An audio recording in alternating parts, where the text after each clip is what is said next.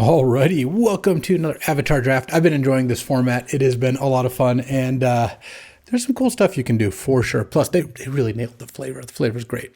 We got Great Divide Guide. This is an awesome rare. 2-mana 2/3 makes all your lands and allies tap for mana of any color, and it's an ally itself. So it's a 2-mana 2/3 that taps for any color, makes all your lands 5 colors, which doesn't matter so much, but it makes your other allies tap for mana, and there's a lot of allies. So I think I'm going to take the Great Divide Guide. There's also Fire Nation Cadets and Fire Sages, and you could definitely go for, like, I like the aggro red firebending deck that really tries to use the cadets well, but I think Great Divide Guide is a good enough card that I'm happy to first pick it. And then second pick, Fire Nation Cadets probably just takes another one, but there's Airbender's Reversal, which is pretty good. Destroy an attacking creature or airbend one of your creatures. I do like Zuko's Conviction, though I don't really want to start in black-green very much. And there's also Unlucky Cabbage Merchant and Allies at Last. And I think this is probably what I'm going to take. I'm going to take a bunch of allies, and this is 1 mana kill a creature if you have allies in play, because it's cheaper for every ally you play, and it's 2 target creatures you control just deal damage to one of theirs, so it's pretty easy to land this as well. So let's just do that. It seems like a pretty good start to me. And when I take first pick Great Divide Guide, I kind of end up... I've drafted this card a couple times now, usually in kind of Bant, blue, white, green, just because there's lots of allies. This gives you a pretty good reason to play like 3 different colors, but we'll see where we go. And then here, there's Firelord Zuko, which is a little bit hard to use. It's 3 colors, and you need to use firebending mana, and when you cast a spell from exile or permanent you control enters from exile, you get a counter. It's just a lot of stuff. There's Jeong, which is good in the Lessons deck, which I still could be the Lessons deck. I might take this. There's also Azula on the Hunt. It's pretty strong. 4 mana, 4/3, firebending 2 when it attacks makes a clue and you lose 2 life, or lose a life. There's just no good ally card, because I think Leaves from the Vine is pretty medium. Mill 3, make a food, get 2 counters, and then draw a card, which I mean, it's fine, but I think I'm just going to take Jeong here and see. I just don't really want to take a black card. I still don't. I like blue-black.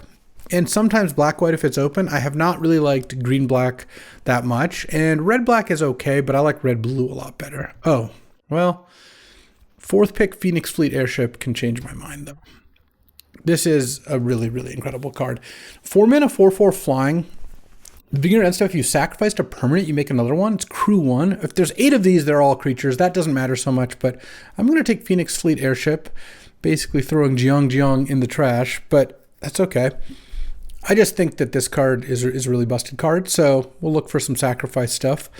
We could be green-black if that's what the situation calls for. Of course, Azula would have been really good over Jeong now, because it makes a clue that you can sack, and that will trigger the airship, but that's okay.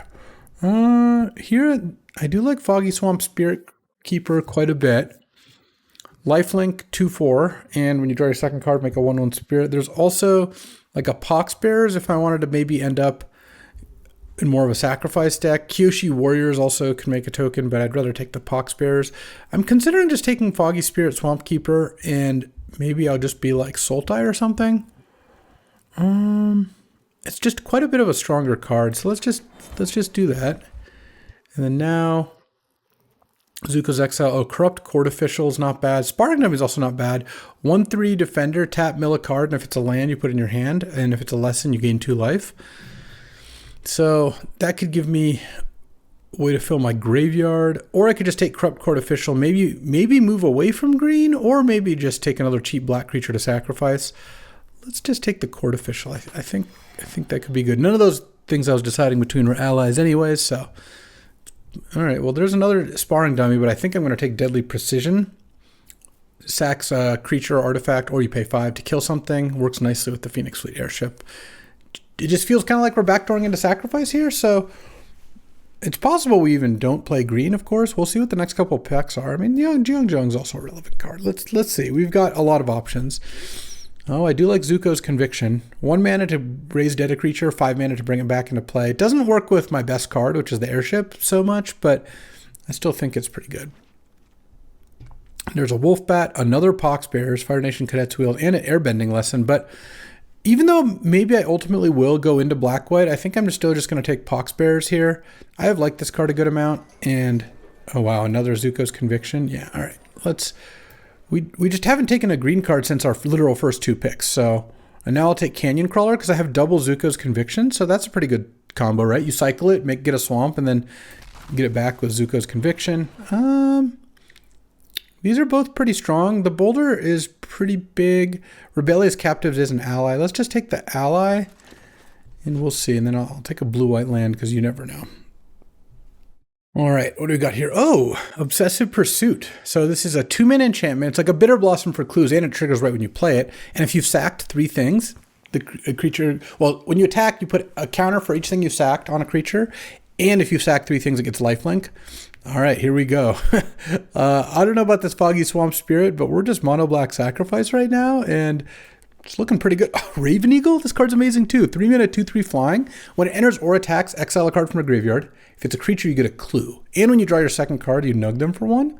Maybe Judy wheels as well. That'd be sick. But we're just mono black sacrifice, and yeah, it is looking good. And here we've got another Pox Bears, which is just really good fodder. There's also another Wolf Bat. So this is a pick I just had. I think I still just take the 2-mana play, and I don't have that many ways to draw extra cards. Right now I have Raven Eagle, which isn't bad, but Pox Bears is definitely going to work. We also are, despite having this Foggy Swamp Spirit Keeper, a little more like to go into white than blue, just because the white has more sacrifice stuff. Though this blue-white land could actually be relevant for that. If I end up being black-white, maybe want to splash the Foggy Swamp Spirit Keeper.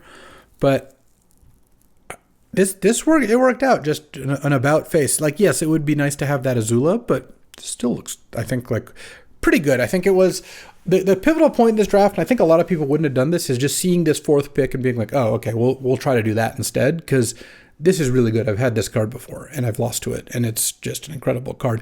Basically, the way this works is if you can play this and copy it once, you usually end up in really good shape. Okay, here.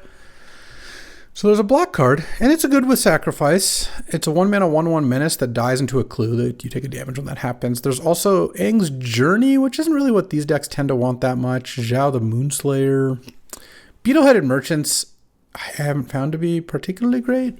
There's Master Paku and Lost Days. Those are good cards, but let's just take the Black Wonder. This person has 5 packs on them. All right, well, we're about to get some goods then. And in here, this is where I think maybe I just take the Kyoshi Warriors. It's my first white card. I could also take Lost Days. Lost Days is a pretty good card, and it makes a clue to sacrifice. Maybe I'll just do that. The biggest reason to take Kyoshi Warriors is black-white is the sacrifice deck. I have a blue card already, which is a pretty good one. No, I'm still just going to take Kyoshi Warriors. I feel like it is still more likely I go into white from here, even though it hasn't particularly been open. Here, I don't really want any of these cards. When this dies, it earthbends 2, so it's kind of a good sacrifice enabler. Or I could take one of these merchants that I think is pretty mediocre. Let's just take the Earth Village Ruffins for now, and then... Okay, now there's Exile Target Creature or Fire Nation Engineer. I do like Fire Nation Engineer. I've got 1, 2, 3 2-drops. Let's just take Sold Out. Let's just take the removal spell, I think. And then, Messenger Hawk is perfect. There's also a Kyoshi Warriors, but I feel like Messenger Hawk is a little bit safer and is pretty likely to do well for me. Like, it's just not... It's better to take a black card because I still could not be playing white. Another Canyon Crawler. There's also Destined Confrontation. I haven't seen this card be particularly great. Let's just take Canyon Crawler. There's also Rebellious Captives, but green just was not open in pack 1. Oh, when you sacrifice permanent, put a +1/+1 counter on this. All right, fair. I do like True Ancestry, and I do have a couple of good green cards, but I just think that going forward, green is less likely to be good in pack 3 because pack 1 green wasn't particularly good, and green also combines less well with what I'm doing. I don't have any shrines. I don't have any of these things, so I just take lands. You never know when a land's useful. All right, now there's Beetle-Headed Merchants or Lost Days. I really do have to make some kind of decision. I'll take the Merchants. This actually seems like... If there's ever a deck that the Merchants is good in, it'll be this one. I've got 1 white card, 1 blue card, and the rest are just all black cards. All right, I'll take a second Merchant. I don't think the Foggy Swamp Hunter is very good. All right, and here... Cityscape Leveler?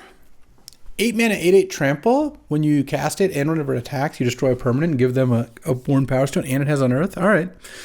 I am going to be control, so I'll take that over Hama the Bloodbender, though I do really like Hama as well, but Cityscape Leveler seems pretty sweet. let's see if we can get this going. So we want ways to draw extra cards. The beetles do help. A rat? Oh, that is perfect. Destroy each creature with mana value X or less. Oh, sorry. They first lose their abilities, then you destroy them all. Perfect. This is exactly what we want here. The only downside is if you wrath away your Poxbearers, that you don't get tokens because it does strip all abilities first. But all right, this is kind of money.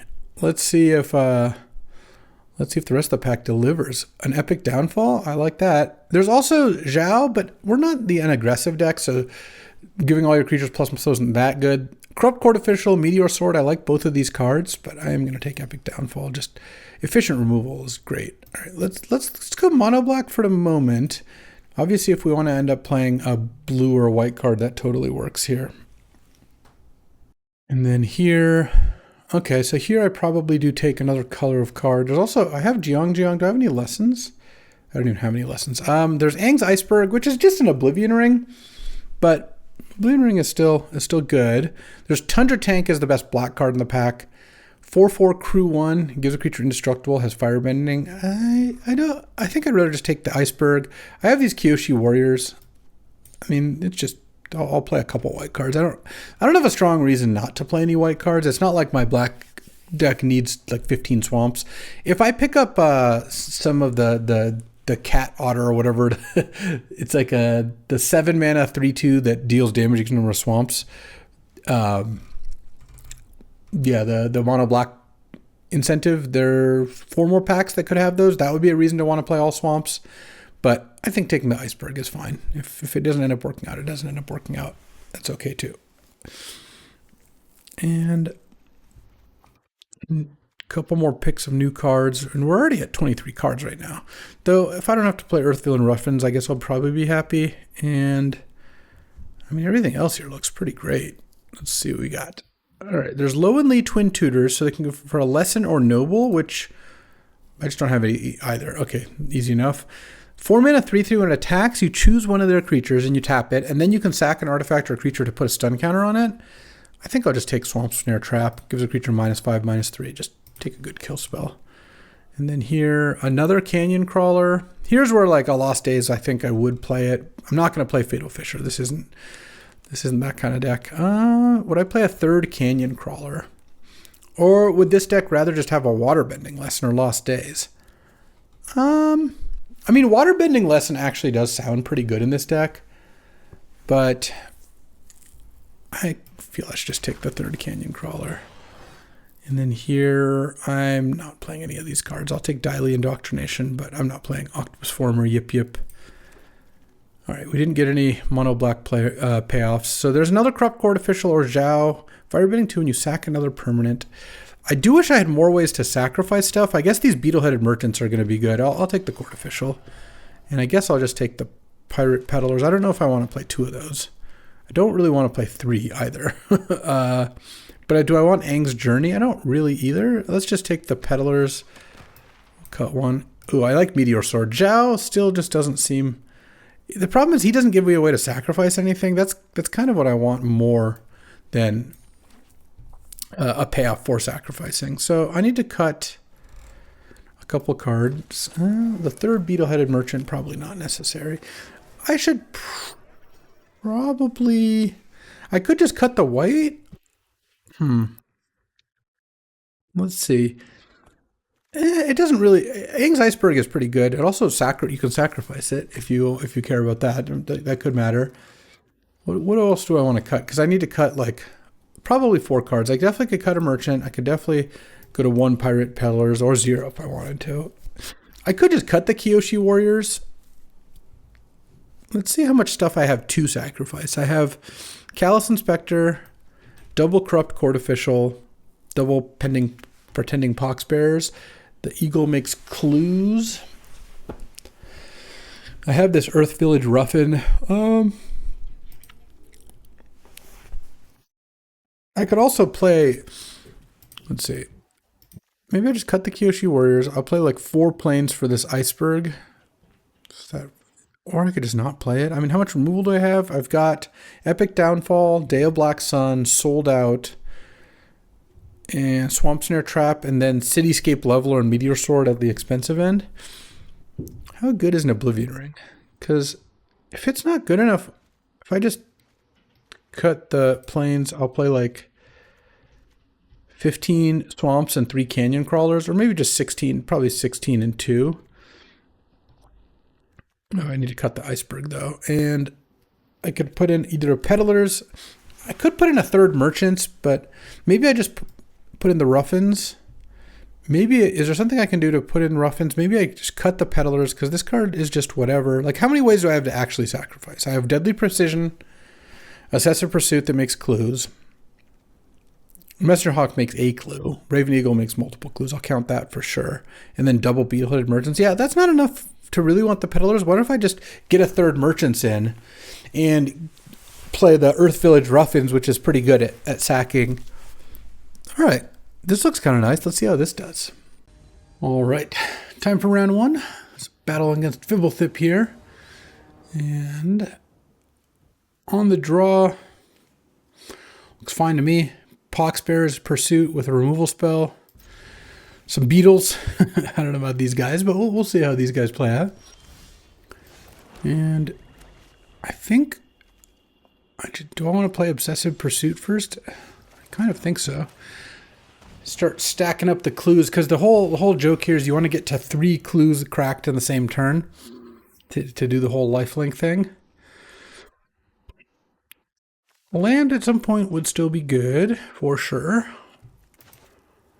Because next turn, Tarnished Citadel. Dude, this is not a card I recommend playing. Alright. You gonna give me a food token? Then you get a 2/2? Sure. Let's kill Iroh here. And so the 1 for 1, I got a food, they get a 2/2. Yeah, that's good for them. Food is not bad in this deck, actually, given that I'm a sacrifice deck. Next turn, I can play 2 of my idiots. Turn after that, beetle-headed merchants. And if I hit land number 6, the turn after that, crack 3 clues, maybe? White Lotus reinforcements, making that a 3/3. Geez, okay. That's pretty good. Canyon Crawler. Oh. Okay, so now what I think I'm going to do is I am going to play Poxbears. Well, I was thinking about cycling this and using Conviction next turn, but my only problem with that is it's then tapped. Let's just play the Corrupt Court Official. And the reason I want to do that is, I guess I should have played that first actually, given that I changed my mind, is I can now double block. Just makes their attacks a little worse. They discarded Yip Yip. Well, that makes my double blocking plan a little bit less good. What I really need to draw is Deadly Precision. That would be a really good draw. Because then I could sack 2 things, sack something at Deadly Precision, attack with Lifelink for just 5 mana. Though if the Beetle-Headed Merchants live, that's also a pretty big game. I also have Zuko's Conviction to just get back the Poxbearers if I need to. Let's see. Could have not killed Iroh, but the problem with not killing Iroh is if they then send a food over and make like another 3/3, seems like or a land over, it could be kind of bad. Oh, Secret Tunnel. That's pretty strong. I might lose to that. Well, the thing about Secret Tunnel is they can make 2 allies and hit me for 5 here. Okay, I mean, I will double block. Why didn't they attack with the White Lotus? They're just trading here? And they discarded Yip Yip? I don't really know how that all makes sense, but I will take it, I guess. Boomy Unleashed. Jeez, that is a card. Okay. Earthbend 4 on the Secret Tunnel, and then it's unblockable. If I don't draw, I'm just going to lose to this straight up. This is unblockable, and then they attack. Oh, yeah, okay. I didn't draw land. All right. Sack this token, draw a card. I drew my land now.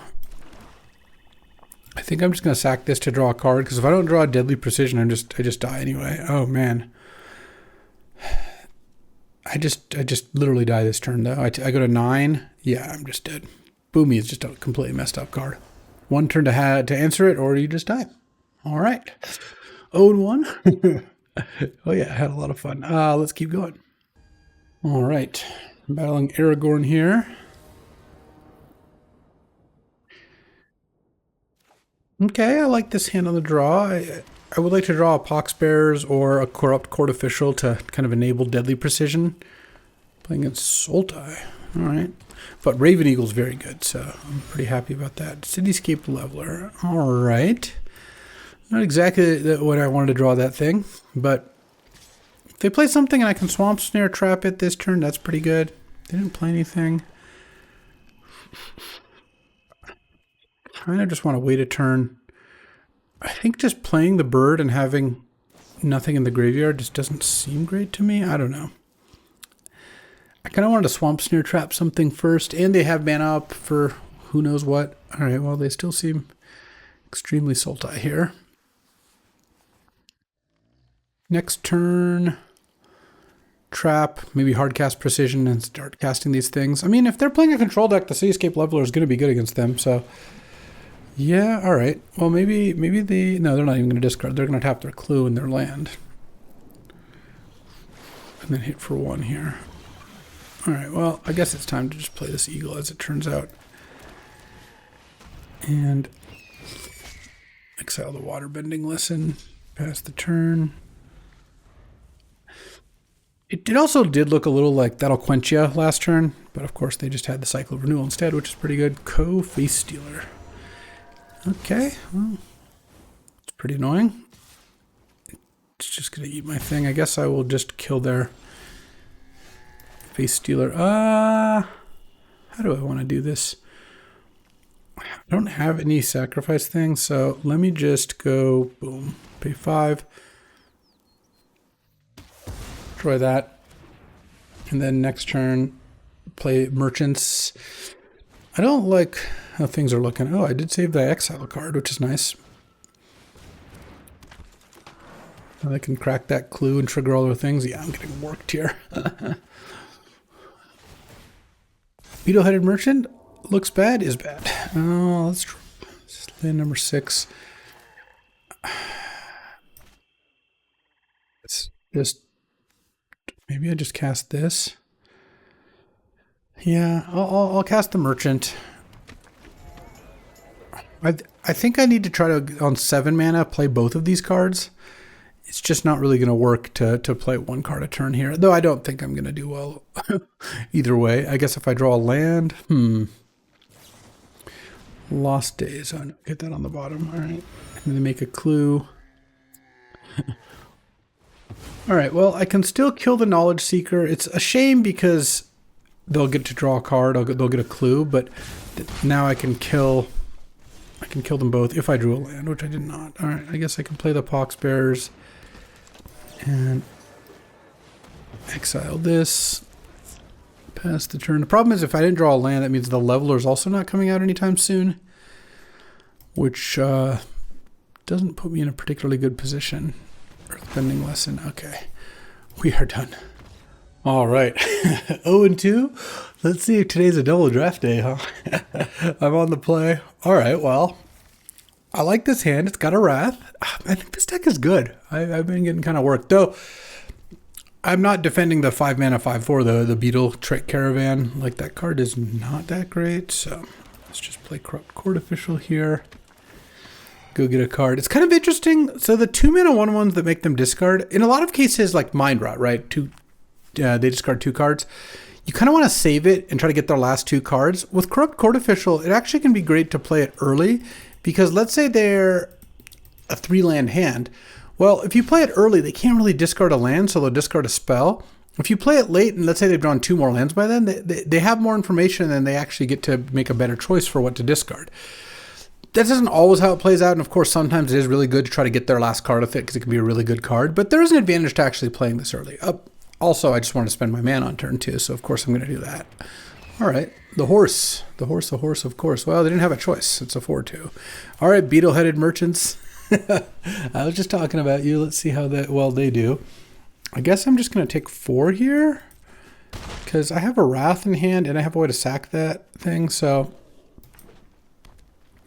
see what they play. The other thing I like about Beetle-Headed Merchant as well is in this board position is maybe I can cast Black Sun for X equals 4 or something. Well, if this attack next turn, it's going to Earthbend 2. Let's just kill this now.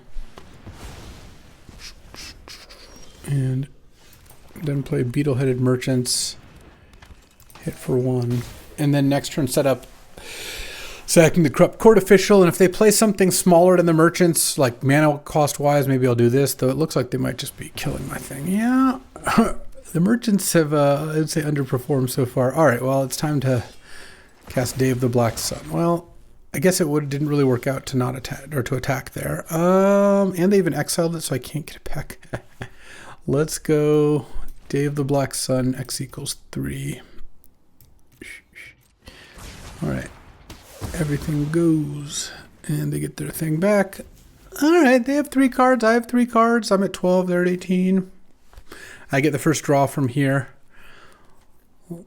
If I had the Beetle-Headed Merchants, I'd be feeling pretty good about this. Flopsy, just 6 mana, 4/4, more 5/5, I guess. They have 1 card, so now let's actually go Zuko's Conviction on the Corrupt Court Official. Get your last card. And might as well, I think, just kill Flopsy here. Because I have a Meteor Sword in hand, so... And I'm not going to cast Zuko's Conviction here because I don't want them to know I'm going to make them discard. If they just pass and don't do anything, I guess I probably will. Because the other thing is, these creatures are going to be pretty good with Meteor Sword if we get to that point. All right. I was hoping they would have something good, but not that there's that many options. They could have a removal spell, which they'd be able to play in response. Maybe it could be a sorcery speed removal spell. That would have been the best thing.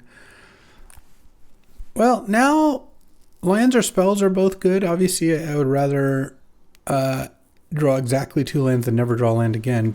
They drew a Badger Mole? Don't like that. Oh, but they didn't attack? All right. Oh, Callous Inspector is actually a surprisingly good draw because now I can triple block the Badger Mole and then this dies into a clue. Oh my god, they just... Okay, well... This now looks really bad for me. And as long as if they put a counter on the Badger Mole, it's really bad. Yeah, unsurprisingly they did. So now it's a 5/5 trample. What a good sequence of draws. I'm going to chump with the Callous Inspector just to get my clue because I need to do something. It doesn't even really save damage because it pings me for 1 even. All right. I kind of want to draw land, spell. No, not land. Now I'm dead. These are actually just straight up dead. All right. Well, today's double draft day as it turned out. Hey, at least it was efficient. I don't think this deck was that bad. I do think the Beetle-Headed Merchants were quite poor. And this is exactly why in like LR, for example, we talk about how 5-drops are not a high priority. The bad 5-drops are just so medium. And spending 5 mana and have something die is just so awful. Yeah, I had the Airship. I never drew this card. It's an amazing card. I had Wrath, which I did draw this game, plus some removal spells. Raven Eagle's good. These are expensive, Meteor Sword and Leveler, but you can get there. And then I had Canyon Crawlers into Zuko's Conviction. Didn't really turn out. But you know what? It's time to claim our 50 gems, and it's time to draft again. I'm kind of curious. Obviously, if you're still watching it at this point, then you know that does have some sort of selection effect. But would you rather me not post the O3 and then just post a different deck? I kind of like posting it. First of all, because I've done the work and I want to use it. But even aside from that, I think it can be instructive. That was an interesting draft. We switched off red-green into drafting mono-black, and it kind of worked out. I thought nicely in the sense that I thought our deck was decent, but obviously it really didn't do well. So anyways, well, we're going to start with a good green card this time that I think I would like to play. Legend of Kyoshi. 6 mana. It's a saga. Draw cards equal to the greatest power among creatures you control, so 3 or 4 cards a lot of the time. Then you Earthbend X or X number of cards in hand. Then it flips into a 5/4 that taps for tons of mana. Your lands have trample and hexproof. Yeah, I will take that. I do like Benevolent River Spirit. I think this card's quite strong. Allies at Last is still pretty good. Fabled Passage is fine, but not like a big rare or anything. Glider Staff is a really messed up card. Glider Staff, honestly, I think is somewhat comparable to the Legend of Kyoshi, but I'd like to play with this 6 mana mythic. That sounds pretty good to me. All right, and here Oh, I do like Meteor Sword. I don't really want to take it here. I think I want to take Knowledge Seeker. I like blue, green, red ramp. Blue, green just as a good base, and Knowledge Seeker is quite strong. This also draws extra cards, though that's not the big deal. Path of Redemption is solid. Green, white can be okay, certainly, but I think blue, green is going to be better at ramping. I don't want to take Zuko's Conviction. Platypus Bear is a worse blue card than Knowledge Seeker. Though this is a mono green card, it's just not good enough to take here. And I don't think I need to take the Meteor Sword there. Oh, look at that. That worked out perfectly. Hermetic Herbalist is very good. 2-mana Toothy taps for any color would be good already, and it double taps for lessons. I want to ramp to this Legend of Kyoshi. There's also a June Bounty Hunter and Earth Kingdom Protectors are both pretty solid cards. Deadly Precision is decent. Glider Kid's okay, but happy to take Herbalist. And here, I do like Sokka, but I'm going to take Shared Roots. A ramp spell seems perfect here. Octopus Form is also a card I really am up on. So I like to have 1 or 2 of these in almost every deck I draft, just because just protecting your creatures for 1 mana is so good. You want to be blue-red base for Sokka to be good, because the effect is good at like fixing, you know, smoothing out your draws and all that, but I'm happy to take Shared Roots here. This is a good start. Knowledge Seeker, Shared Roots, Herbalist, and then so 2 good ramp spells into the Legend of Kyoshi. And Knowledge Seeker is good at casting 6-drops too, because it's a relevant card you can play early that ramps up in mana. Oh man. Another Crescent Island Temple. It's a blue-black duel. There is that Octopus Form. There's also Hama the Bloodbender. She's triple blue, though also black, you know, depending. So a black splash wouldn't hurt casting this card. Really strong card.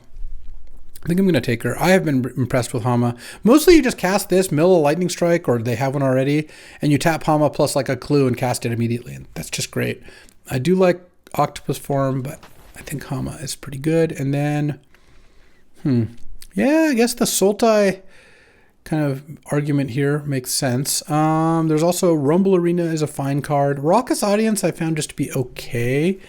So not super great. Long Fang is pretty good, just a solid card. Well, I guess I'll take Long Fang. I find most of the time when this isn't played, your opponent does kind of have to deal with it. Rocky Rebuke is decent. First time flyer, I am going to end up with Lessons. I only have 1 right now, but I will end up with a decent amount. I don't think a white-black duel is all that good. Zuko's Exile, I don't like that much. Rowdy Snowballers is a fine card. I think I'd rather just take Rocky Rebuke, though. And here, none of these cards are cards I particularly like playing. I guess I'll take the Foggy Swamp Vinebender, just more creatures is fine. Oh, I love Forecasting Fortune Teller. Getting that this late is awesome. There is also some decent black-red stuff, but this looks like a pretty solid blue-green start. I mean, Foggy Swamp Vinebender is a little bit medium. Though with Legend of Kyoshi, just random creatures are good to have because this will draw you some cards. Yeah, I've got a bunch of good 2s. 5 good 2-drops I like. Well, Rocky Rebuke isn't a 2-drop. It's a 2-mana play for later in the game. But Fortune Seeker, Knowledge Seeker, Shared Roots, Herbalist, these are all great cards to play on too. Long Fang is like a just decent mid-range card. And then Hama is very strong. Legend of Kyoshi is strong. All right. Here's where I just take Platypus Bear. It's a fine card. Price of Freedom is okay. Oh, it'll quench you just as a lesson is okay. Price of Freedom is just basically you play it if you just need more to up your lesson count, but I don't even have a single red card yet. Pretty good chance I will end up with some red cards in my deck just because Firebending Lesson is so good. And then I keep getting a Iroh Grand Lotus, the Teamer rare, and that card is amazing. Late Sokka, but at this point I will happily take an Octopus Form. And I'll just happily take another. I'll play 2. All right. What do we got? Oh, the Legend of Roku. This card is unbelievably busted. Let's see what else is there. Huh. Ran and Shaw is also busted. Iroh's Demonstration is also fantastic. I think Legend of Roku is too good to pass up. Iroh's Demonstration is also a fantastic card. I don't mind it. It's splashable. Legend of Roku is so busted. No, actually, I should just take Iroh's Demonstration. I have a really good start to just blue-green, and I might even want to splash black. Well, a lot of good red cards there. I also didn't see much in the way of red. All right, I guess I'll take Ran and Shaw then. I wish I'd taken Iroh's Demonstration, or the Legend of Roku now, but there's also Katara. Red and Shaw is just so good here. I mean, the thing is, I already have 5 lessons. I'm definitely going to get to copy this a lot of the time. All right, as good as Katara is, I will now take Ran and Shaw. Could have been a wild first couple picks, but I like this because you can just play this pretty late and it's still great. It doesn't need to come out super fast. So I think that I think this is worth specking on. I think Iroh's Demonstration is fantastic for this deck, so it makes sense to take it over Legend of Roku. But all right, well, the Herbalist is going to be key here, so I'll take that over Zuko. And, Guru Pathic. All right, I'm actually feeling pretty good about the Iroh's Demonstration pick because this is a sick bomb, and so is Legend of Kyoshi, and Hama's pretty strong. So having a 2-mana removal spell is going to shore up this deck a little bit better, and the Guru is great. It also can pick up a Saga or Shrine, and I've got the Saga there. All right, this could have hit the Legend of Roku, so it is unfortunate that I didn't get to do that. Oh, Grand is amazing. This card is actually really, really strong. You do want some water bending, which I don't have. I'd pass the Katara, but even just attacking with it can be good. And sometimes you get 3 lessons in your graveyard, stuff starts to get cheaper. So my picks this pack were Iroh's Demonstration into Ren and Shaw, into Herbalist, into Guru Pathic, into Grand. So it's like a great rare and 4 great uncommons. Could have been a great mythic with Avatar Roku or Legend of Roku. Sokka's Haiku, honestly, I haven't had a great time casting this card, though it actually goes a lot better with double Herbalist. Yeah, let's run it. I just don't think First Time Flyer, Platypus Bear are all that impressive for this kind of deck. First Time Flyer I like a lot more like the blue-red aggro deck. The Bear is fine, but Wall-Top Sentries is good. That actually would have been the card I would take if I didn't take the Haiku. I'll take a red-green land, though. I've got plenty of playables, and I do want to cast this Ran and Shaw here. Maybe Ran and Shaw will wheel.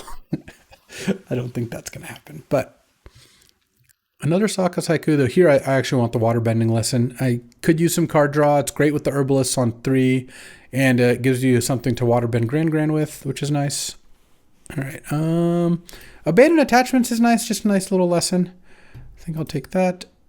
And now, honestly, this is looking pretty good. I could use a little bit more removal, so taking the Demonstration did, I think, work out reasonably well. Not playing any of these cards, I hope. How many lessons do we have? We have 8 lessons. That's plenty. I mean, I like having like 10 lessons depending on what the payoffs are, but I think we're going to get there just fine. Here, I mean, Bender's Water Skin, I don't think I'm going to play that. I think I'll just take the land. I'm just not interested in playing any of those cards. I'll take Fire Nation Raider just to cut red a little bit. It doesn't matter. The person I'm passed to, I think, was red in pack 1, and it's kind of why I didn't want to take Legend of Roku. And then after passing them Legend of Roku, there's just no way they're not red. So I don't expect a lot of red in pack 3, but can I just open a good rare? Oh, I opened a great rare. The Mechanist is also just busted. So I've opened Legend of Kyoshi, Avatar plus Red and Shaw. I didn't even take either. I took the Demonstration, and then now the Mechanist. Whenever you cast a non-creature spell, make a clue. Already be pretty good, but it taps to make one of those clues into a 3/1 with flying. All right. I love a waterbending scroll too, but we don't look like we're in the best position for that. Oh, now there's Firebending Lesson and Katara Bending Prodigy. They're both incredibly good. Lost Days, I hope to wheel. I've got double Octopus Form, Hermetic Herbalists. I think I should just take Firebending Lesson. Just 1 mana removal is just so good. Even on the, like, kind of the splash, it's still really strong. Oh, geez, look at this pack. So there's Sokka, which I'm not going to take this. I don't need to add it white to the color I'm splashing. There's Jeongjong, which copies a lesson. There's True Ancestry, which gets a permanent back. And there's Dragonfly Swarm, which is as big as the number of non-creatures, or its power is. And when it dies, it draws a card, because I'm always going to have a lesson. Honestly, you can make a pretty good argument for any of these things. I kind of think I just want to take True Ancestry. I've got some pretty incredible permanents to get back. So I think that is what I want there. Really what I would like to find now is more fixing and good removal. And here, well, I don't want the last Agni Kai. It's just a fight spell mostly, and that's just not that great. But I like Watery Grasp. I've actually been kind of impressed with this card. 1 mana to make something not untap is just really cheap, and then you can just Waterbend 5 to get rid of the thing forever. So let's see. What do I not want here? I'm a little suspicious that I don't want Long Fang. Rocky Rebuke can probably go. I know it's a removal spell, but I guess I have a decent amount of creatures. I don't know. And here, okay. So here there's Aang's Journey, which I like. The Zookeeper is a non-human creature. I have a lot of humans. My non-humans, I have some platypus bears. It's pretty good with platypus bear, actually. I guess I have Ran and Shaw, gives ++1 too. There's also Toph as just like 3 mana, Earthbend 2, and decent power. I think I just take Aang's Journey here, though. I have some pretty powerful stuff going on. Oh, I love Lost Days. So let's just take that over Rocky Rebuke. Yeah. So right now, this is 25 cards. I can cut Iroquentia. That one's always pretty cuttable. I could cut one of the octopus forms. I could cut Long Fang. I kind of hope to get more stuff. Another Fortune Teller. I like Serpent of the Past, but I don't need, I think, another expensive card. I've got a pretty good amount of those. Oh, Katara came back. All right. Or no, that was 8th pick. Well, either way, a Katara is awesome. This card is really strong. And I just picked up another Fortune Teller, which makes clues. Okay, so now I think I can just cut... can maybe cut an octopus from... Oh, Waterbending Scroll and Watery Grasp came back. God, I do like both of them. I have Katara, Waterbending Lesson. I'm going to take the Scroll here. I think the Scroll is really good. Octopus Form and Origin of Metal. I was hoping a Lost Days would come back. Guess I'll take the Origin of Metal Bending, though I don't think I'm going to play it. Sokka. It's just a kind of hard card to use, so it makes sense that it didn't get taken by anyone. All right, so let's build this real quick. I got to cut... I didn't see many more lands. That is unfortunate. But I think mana-wise, I've got Shared Roots. I didn't... Oh, man, I never saw any Cycle of Renewals. The 3-mana sack a land, get 2 lands card. That would have also been nice. But I have double Herbalist Shared Roots, Aang's Journey. I have a Kyoshi Village for the Sokka. Whenever you cast a non-creature, make an ally is pretty good. And your other allies have Prowess, well, and Menace. Let's see. So, color-wise, 7 green, 7 blue, 3 red, or 4 red. Alongside Aang's Journey adding to all of those. So I probably go 1 less red, 1 more green, just because I've got Shared Roots, and then double Herbalist, which I know needs both red and, or blue and green. And then Abandoned Attachments can also help smooth things out a little early. We have 11 lessons, perfect. I need to cut 4 cards. Okay, well, I definitely can cut an Octopus Form. I like the card a lot, but I just don't need another one. I do like Waterbending Scroll, but it might just be cuttable. I guess I could probably cut Platypus Bear. I've got double Fortune Teller. That does kind of the same thing. I'll cut the Scroll because I have double Fortune Teller and Abandoned Attachments, Katara, Waterbending Lesson. Oh, Sokka's Haiku might actually be the last card I want to cut here. That or cut... I don't really want to cut Watery Form. I'm not cutting Grand, especially since I picked up Katara. So I have Katara and Watery Grasp as Waterbending cards. Oh, and Waterbending Lesson.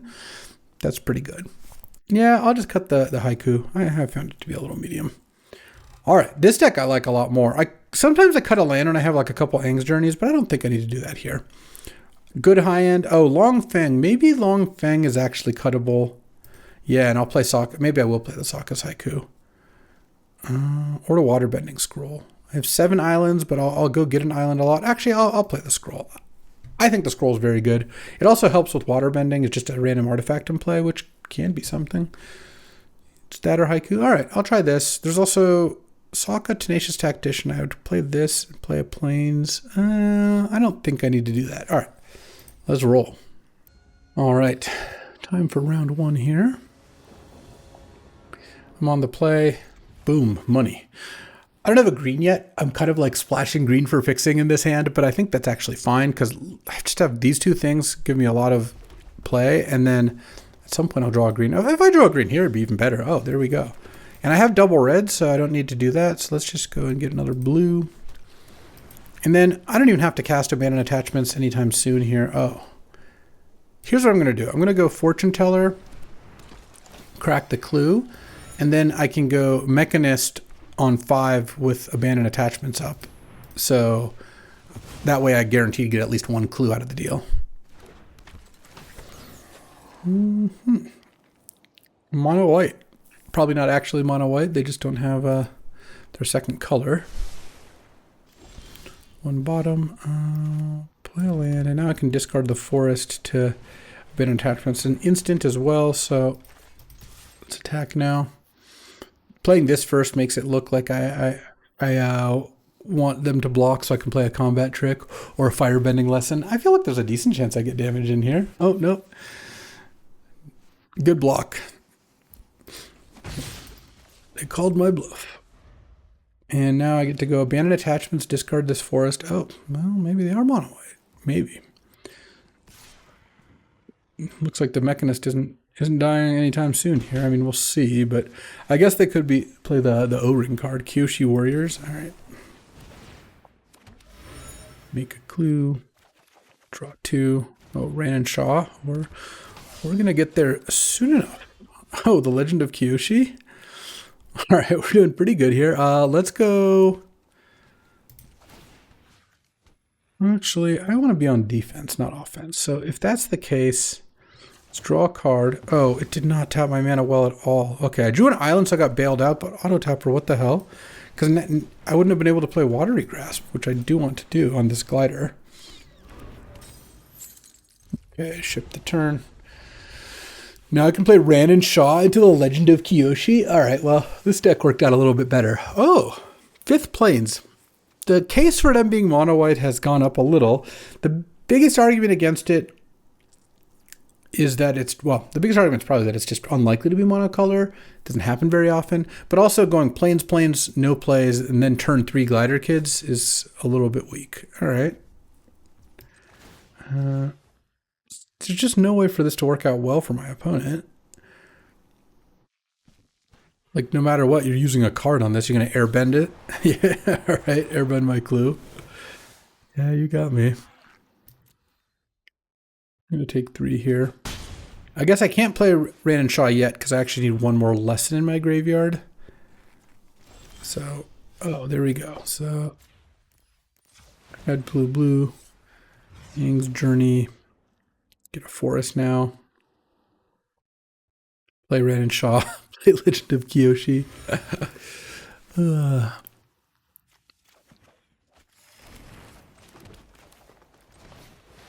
Then pass the turn. Well, I know I can't attack with this clue because I just got it. I was thinking of sending it in. At some point I could also waterbend the Watery Grasp away, but don't really need to do that because waiting till I draw a waterbending card could be good, like Gran, I guess would be the one.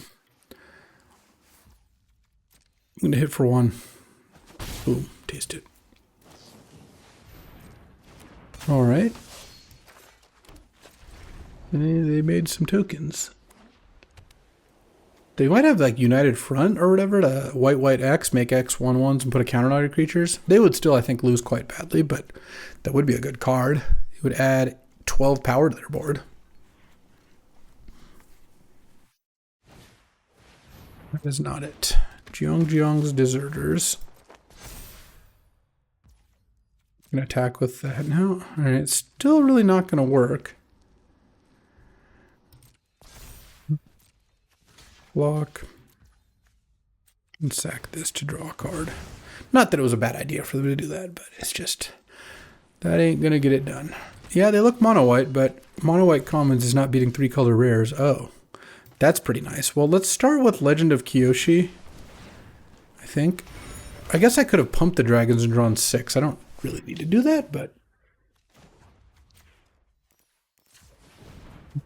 let's go Iroh's Demonstration. I'm dealing 1 to each creature they control just because killing all their tokens, I think, makes it a lot less likely I lose to something nonsensical. I could have, yeah, drawn 2 more cards here because these are going to firebend for 4. Then I'm going to pump them. They take 12. Already played a land. All right, let's just pass the turn. I've got the Mechanist back to block. Coda. They can play allies off the top and they can make their allies indestructible. Nope, I don't think so. All right, 1-0. All right, time for round 2 here. On the play. Love it. Waterbending Scroll, no No, islands is totally fine though. Let's see how this one does. I think I'll just play the fortune teller here. No real reason to get the scroll out yet. So at 2 islands, it's still just 4 tap, draw a card. That's not too bad. Oh, playing as white blue. Okay, I like this a lot better now. I'm just gonna pass and crack the clue. Oh, punished for attacking, which is not that big of a deal. I traded 1 damage for 2 damage, basically. I will be keeping my fortune teller back in future turns. What kind of fortune teller can't even tell that there's an invasion coming? Well, invasion reinforcements is kind of like they're fending off the invasion, but in any case, what kind of fortune teller is this? I see. Whenever a creature, that's interesting. Okay. So that is actually kind of dangerous. Because this is gonna attack and give this +2/+2 right now. It's annoying. Let's get waterbending scroll out, play a land, play Aang's Journey. I'm just going to take a little bit of damage here, and I'm actually going to get my mountain for Ran and Shaw, even though... Wait, why did they... This didn't even make sense. Attacking with 2 made just less damage than attacking with 1. That was... I don't know why they made that play. But next turn, I've got Firebending Lesson. Oh, yeah. Okay. Well, that one... I'm just going to toast with Firebending Lesson, I guess, for 5 mana. I think... So I guess if they attack alone... Here's what I'm going to do, I think, is I'll play my island. I'm just going to pass the turn. I'll probably end up drawing with Scroll, but if they attack alone with the Wandering Musician, maybe I just Firebending Lesson it.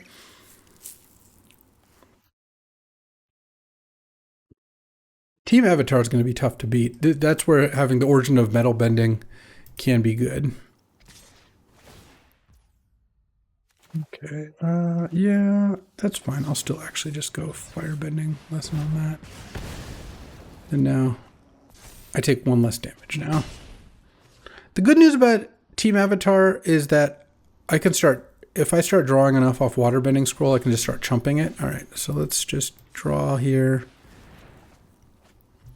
Nice. Into Herbalist, into Grand, and then now I can go like chump with Forecasting Fortune Teller, or actually I could just double block here maybe. I guess it's going to be a 4/4 now.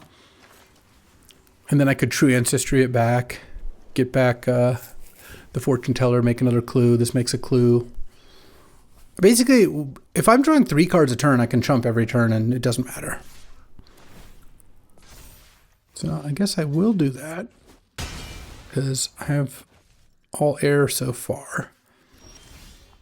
All right, actually, let's cast this first. Let's get an island.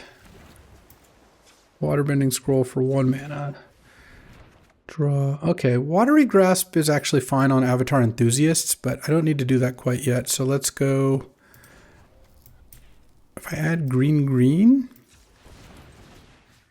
get back this. Wait, I don't understand. Oh, did it use... Oh, this is all cheaper now. Huh. All right, well, that actually... I forgot that Grand was on. Okay, I can only use this mana for it, so I guess I just pass the turn. All right. So I guess I didn't need to tap the Herbalist. It's not that big of a deal. Yeah, because now I have 4 lessons in my graveyard, of course. Well, 3 is all you need. To crack a clue. I mean, I'm just going to draw one of my big things and just cast it. It's going to be awesome. Sure, I'll chump again. They have a bunch of lands that are going to sack this North Pole Gates to draw a card. Yeah, that's what I thought. That's what I thought. Okay. I don't even need to chump every turn because I'm not that low on life that I would need to, but All right, well, I would like to draw some spells. Let's start with this. Okay, I still would like to draw a spell. Just drew 5 land in a row. All right, nice. I'm going to put this on the Avatar Enthusiasts, and I'm going to activate this, tapping this. All right, all right. That's a spell, and then pass the turn. Oh, I guess I could have even attacked. Though, honestly, I can just double block here, and I think I would be fine. I mean, we'll see what they play. If they play another creature first, I guess I'm not. So 6, 9, 12. All right, 13. I have 4 land left out of 17 cards. So I'm hoping that I end up getting to play some good stuff here. They have a lot of mana. Oh, and then they're going to Path to Redemption. Oh, and play a flyer. That's why I've been chumping too, is a flyer is a lot more annoying. All right, 4/4. I actually think I block here. It's not ideal, but I just don't want to die to the first time flyer before I get a chance to play some good stuff. All right. Well, at least I have Katara to draw more cards. Let's go Fortune Teller, Katara. Oh, I actually should have manually tapped it, but 2, 3, 4, 5, 6. I guess it's going to work out fine. Okay. All right, all right. Finally, a little bit of something. All right, let's pass the turn. Wow, I might not even be able to play the Legend of Kyoshi because I won't have enough cards left in my deck. All right. They're going to hit me for 4 in the air. At least it's not more than that. So it means they don't have creatures in their hand. What do they have? They're mostly just flooding out and using Team Avatar to kill me. Like, they haven't played that much stuff. Oh, okay. Watery Grasp, and they should just do this now. All right, I'm actually happy about that because I don't really need Katara in play. I'm drawing enough cards here that, despite the fact that I've kind of flooded out an incredible amount, I think I should be okay. Iroh's Demonstration. Okay, I like that one. 12 cards left. Let's just draw with the scroll. 5 lands left in my deck? 6, 10, 13, 14, 15. I guess I do. 2 out of 11 cards. All right, cool. Let's attack with Gran. Just Island here. And do I want Iroh's Demonstration to kill? I think I just kill the 2 1/1s. And then play Ran and Shaw. And then play Herbalist. And actually, I guess I will play this. I changed my mind. Tap those 2 so I don't have to discard. No reason to. Oh, I still have Hama left. Nice. 7 cards left, so I guess Legend of Kyoshi probably not going to play. All right. Turns out if I draw my whole deck, I do eventually win here. So there we go. All right. Time for round 3 here. And this hand on the play would have been insane. It's still very good. Turn 1 Gran, and especially that's why on the play they're not going to have a blocker on turn 2. Because if I could go turn 1 Gran, turn 2 Knowledge Seeker, attack with Gran. All right, don't play a 2-power creature, or play a 2/1. 2/1 would be okay. I'll offer to trade. Not a 2/2, please. Okay, 2/1 is okay. 2/1 is okay. I could do this and attack. I could also just, because if I shared roots, I can play both of these next turn. That actually does sound better, so I changed my mind, and I'm just going to get a second blue, even though at some point here. And then I don't want to attack because I think Gran's better. I might not get to attack next turn, but I have Katara to start tapping Gran. Oh, they wouldn't have blocked anyway if they have Sokka. All right, well, let's go Knowledge Seeker and Fortune Teller here. I can actually triple block Sokka, and I will. if he comes in. I hope that things don't go disastrously for me. The other thing that's nice, well, I guess if they attack without drawing a card, I could also just block the Otter Penguin. So, oh no, I guess they're going to draw a card by this. So that's a nice combo. All right, well.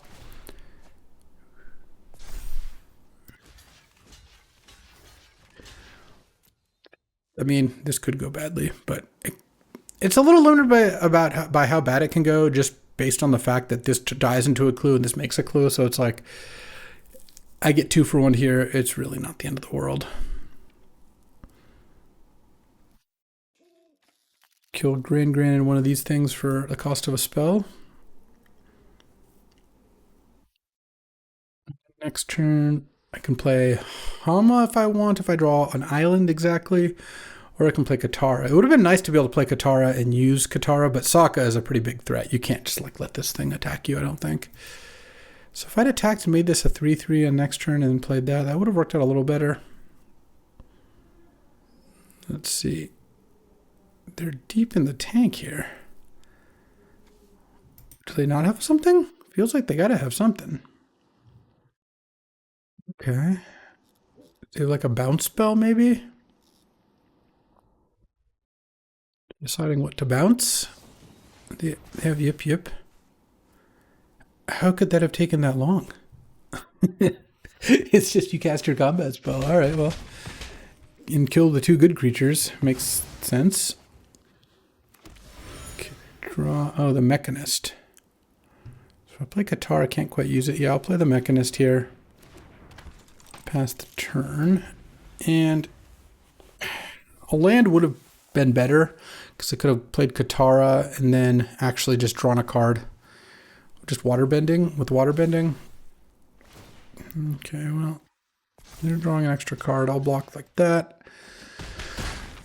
And then next turn, hopefully I can draw something. They didn't play anything but Yip Yip. That was kind of nice. Maybe that's what they were thinking about, is like it just messed up their turn a little bit more than they wanted to. I'm going to abandon some attachments here. I think the attachment I'm no longer interested in is probably Hama. Draw 2. Okay, Ran and Shaw. That is a good way to come back here. Land. Play Katara. I could technically waterbend and draw a card here with Katara, but I want to use the Mechanist to block Sokka here. I'm going to double block Sokka with the Fortune Teller and the Clue. I do need another red for Ran and Shaw, and I need another lesson in the graveyard, but we got time. We got time. Not a lot of time. They are drawing an extra card every turn. I mean, this is such a sick curve. I think I win this game on the play really easily, by the way. But that's just Magic the Gathering for you. Because on the play, I go turn 1 Grand, turn 2 Knowledge Seeker, attack with Grand. This is now a 3/2. They play Otter Penguin, and then next turn I play like any of these things, attack with Grand and Knowledge Seeker, and it's just like completely different game. But that is not how it played out. I can draw something, it'd be nice.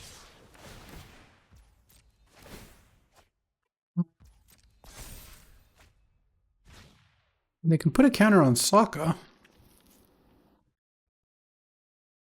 Probably don't put a counter on the Tio. They could also put a counter on the Penguin just to like get in for more damage. The Penguin's actually going to be a huge problem here. Yeah, part of the reason I discarded Hama is white blue's not known for having like the best removal. And the Legend of Kyoshi could be kind of nice here. Let's see what they got. We'll see what they have besides ample time to think, because every decision here is like molasses, but they do a lot going on. That's true. I'm probably going to make a 3/1 and double block Sokka if it doesn't get a counter. Well, they discarded a good card, so...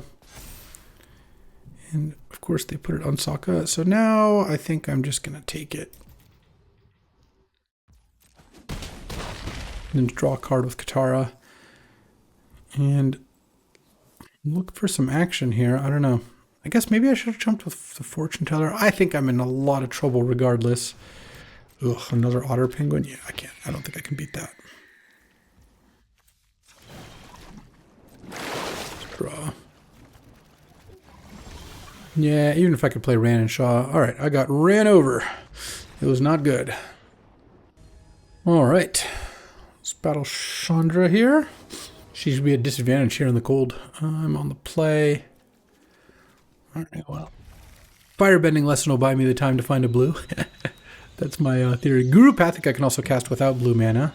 Ran and Shaw is not exactly what I was looking for. Ing's Journey would also be a totally fine thing to draw here. Otter Penguin. All right, well, then I will toast. Rink. Draw a card. There we go. Like, no problem at all. Play the Mechanist. You know, in different circumstances, you can try to save that to have Octopus form up, but I don't feel like I need to do that right now. Fortune Teller. All right, another land is really nice. Let's just play Guru Pathic. They haven't found a way to kill my thing yet. Pick up, oh, True Ancestry. That's nice too, because now if they do kill the Mechanist, well, there's not that many ways in white and blue to kill the Mechanist that don't exile, unless I might like attack with it, which I'm not going to do, most likely. So this isn't like that good at saving it, but we're going to get our stuff going, and it's going to be good. All right, let's go waterbending lesson here. Make a clue, put a counter on that. Hope they don't have a way to make me do it. All right, I'll pay 2. Yeah, I'll pay 2, play a land, pass the turn, and now I have Octopus form to protect the Mechanist. If they did have something, it's also going to get an extra ++1 counter of Guru Pathic here. I think our deck is pretty great against people who aren't beating you down. The Otter Penguin into Sokka is just a sick 2/3 curve. Yeah, it's a good card, but I'm going to do it here. All right, land number 6. Let's actually just go the Mechanist on that, and then play Legend of Kyoshi. Oh wow, it's a Legend of Shrine. Actually, I'm going to put the counter on the clue. That way I draw 4 cards. Nice. And attack for 4. And I guess I have to discard some cards. I will discard a Forest for sure, and this is tough. Everything's just so gassy here. I guess I could discard Grand or Fortune Teller. I'll discard Fortune Teller because they decided they weren't winning that one. I agree with them. All right, I figured Grand could make my spells cheaper, but didn't really even need it. Let's go. All right. Nice little start here. 3-1 is not a bad place to be. All right, battling a Johnny, and let's see what we got. On the draw. All right, it's Grand's world. We're just living in it. We're going to keep this. Grand Octopus form is also a nice combo because they always block her, or they mostly do. Now I just need to draw a Knowledge Seeker, and we are set. Or Aang's Journey would be pretty nice. A little bit of fixing wouldn't hurt. Waterbending Scroll would actually be a sick draw. Katara would be nice. I have a lot of good draws here. And unless they main phase kill Grand, which they might if they have well, they didn't have the firebending lesson already, so that makes it a lot less likely. Getting 1 attack in here will be pretty nice because I do need to find something.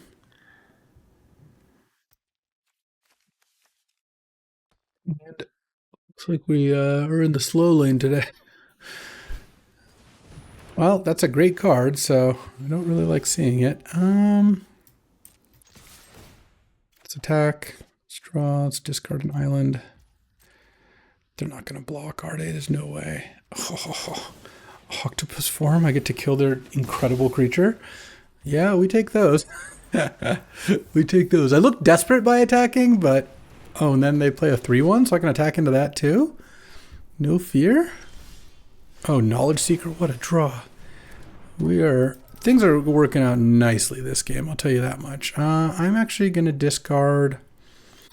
I'll discard an island even though I do have Waterbending Scroll in my deck, just because I do have the Legend of Kyoshi, and that's a little bit more important. I think no blocks is fine here. And they play Avatar Enthusiasts now. Let's go land. Waterbending lesson. Let's just do this first. And I can pay 2. I'm just going to decline to pay 2 and discard, I think, the Fortune Teller. And then this is going to be a 4/3, and I'm going to attack for 4. I just want to leave the Knowledge Seeker untapped. And at this point, Grand I think I'll be happy to block with. Block the archers. It's gotten its value. I don't think I need to worry about it too much anymore. Okay. What a good card. First of all, it enticed the block with South Pole Voyager. But even setting that aside, Grand looted a couple times and then traded. Just can't really go wrong. Kyoshi Warriors, yeah, we're fine with that. All right. They have a 4/4 now, I guess. That is something. Let's go Aang's Journey. Pick up a mountain. And then I think abandon attachments. I think I discard Firebending Lesson. I don't really want to discard a red card. Ooh, that was not an ideal draw. And I'll leave this back to block Avatar Enthusiasts, and then now I can play Ran and Shaw next turn. All right. Discarding a Firebending Lesson to draw 2 forests was pretty, pretty rough. That's rough, buddy. But I do have a 5/4. If they remove this and attack me for a bunch, things could get hairy. Though Ran and Shaw goes a long way. Okay, a 3/5 with Firebending. All right, I'll block. Get my clue. No spells yet. Let's just play Ran and Shaw. Make 2 dragons. Their Sun Warriors can attack and they'll make 3 more mana. But I could double block Sun Warriors. That feels pretty good. Even if they have a way to kill one of the dragons, it's not like this eats the other one. So then it's just they bounce off each other. And if they don't have a way to kill a dragon, of course, I get to eat their Sun Warriors. I feel like this doesn't go incredibly wrong. Like, obviously, I mean, I have lost days, so maybe just waiting would be good. But okay, yeah. Yeah, that, unless they have another burn spell. All right. They killed both my dragoons. I can't even play Hama yet, huh? All right, well, I'm just going to pass then. I'm going to Lost Days their Sun Warriors. I think we're still doing fine here, though. Double burn spell was tough. Take 4, I go to 15. Oh, Hama's also nice here if I draw an island, because I've somehow just drawn all forests. Because I can mill here. I know I discarded 2 islands earlier. Wandering Musicians, sure. Okay, the Fortune Teller is at least a good card. All right, let's go crack a clue. I was kind of hoping to use the clues to use Hama, but land. Let's go Herbalist and Fortune Teller, and then next turn I can play Hama and play a spell off it.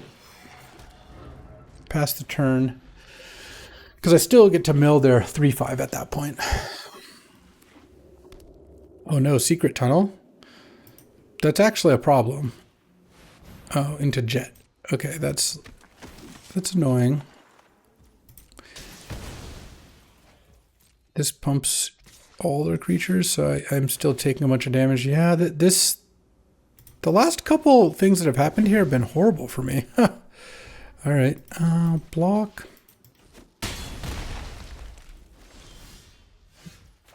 And somehow managed to just draw lands. That's not been great. All right. I think I go Firebending Lesson, and then I cast this with Kicker. Musicians. Why didn't it highlight? Like it looked like I couldn't play it. All right, well, Once again, pretty heavy on lands here, and at 5 against Secret Tunnel, so, and another Wandering Musician. So wow, I did not think I was going to lose this game, but I definitely am dead. Because now I can play this, and it doesn't matter. I can draw a card. It just won't.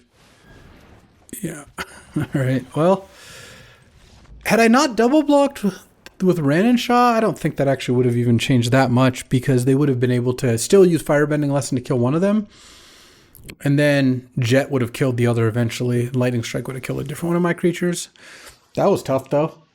Secret Tunnel made it so I really couldn't stabilize, but even without the Secret Tunnel, despite all that, somehow they had, I had cast a bunch of card draw. They ended up with more action than I did, which is tough. That doesn't usually happen.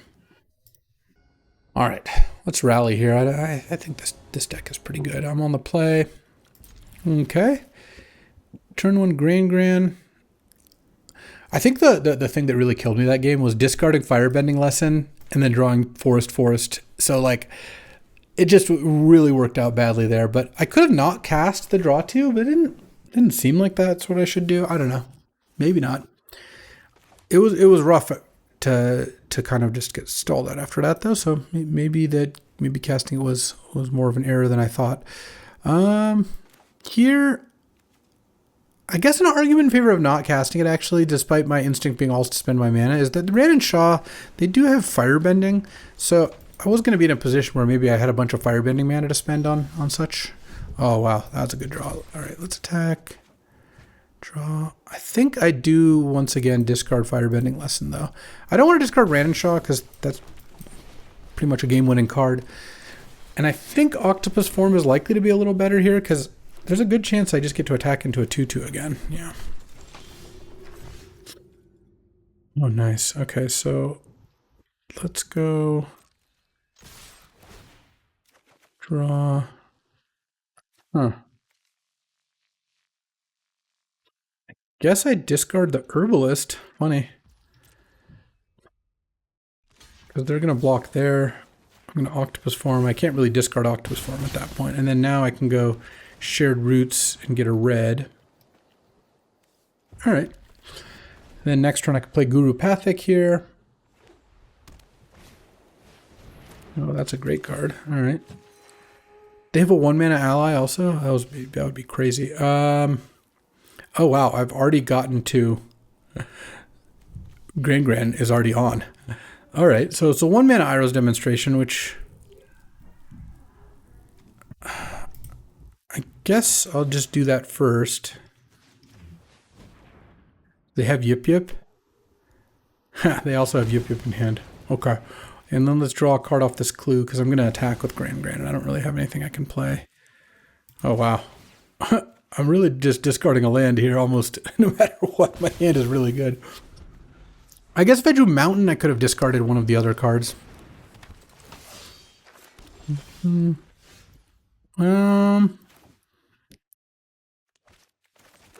Let's Gurupathic, leaving up Mountain, I think. It's going to be most likely the card that I can play. All right, well, Waterbending Lesson. Putting 3 lands and Knowledge Seeker on the bottom, which I don't mind. And then next turn, if I draw a land, I can play Mechanist and then Waterbending Lesson. That seems like a game-winning line of play.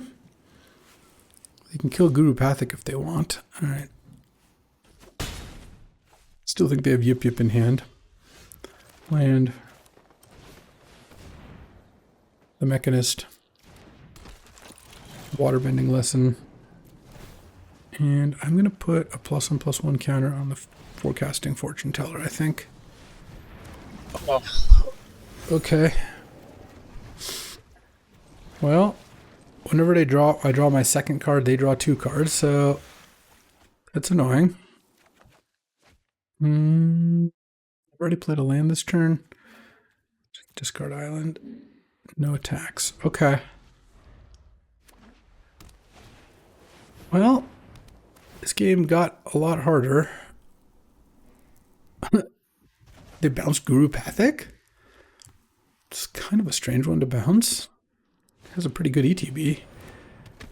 And now they're going to put a counter on the Mechanist, or the Kyoshi Warriors, and attack for 9. Yeah, I guess I'm taking 9. That's fine. Well, the Unagi of Kyoshi Island might turn this game around. We'll see.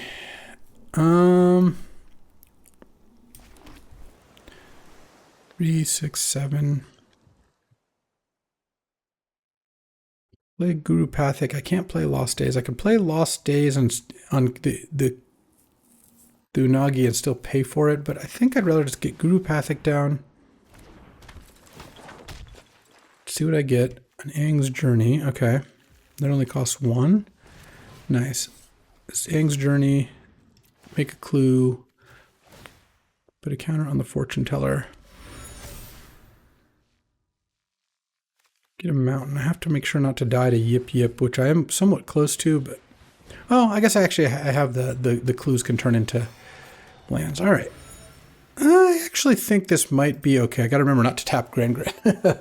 They can make a 3/3, but I put a lot of stuff onto the ground. I'm still a little surprised they bounced Guru Pathic, but, you know, we'll take it. I mean, even if they have another removal spell here, I feel like I have decent blocks. I also don't mind blocking with Guru Pathic if I need to. Okay. Start by making a clue into a 3/1.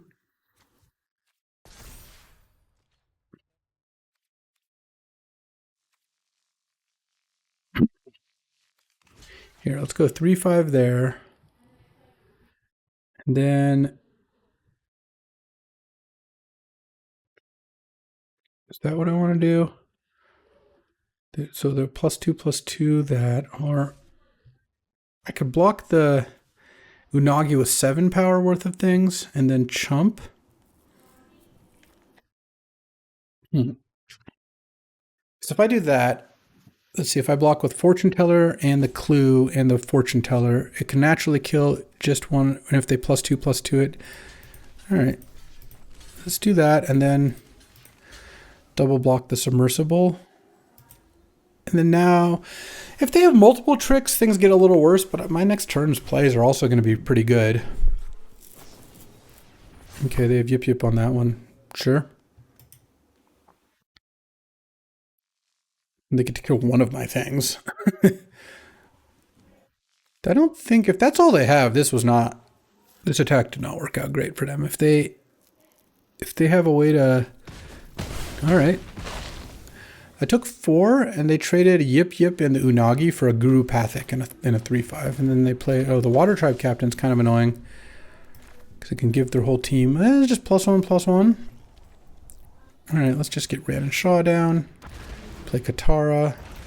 And I will be using Katara to draw a card now that the Unagi's gone, but I don't have to do it yet. The Mechanist is so incredible. Just getting spotted a 3/1 blocker every turn here is just really, really hard for them to beat. I think they're basically dead now.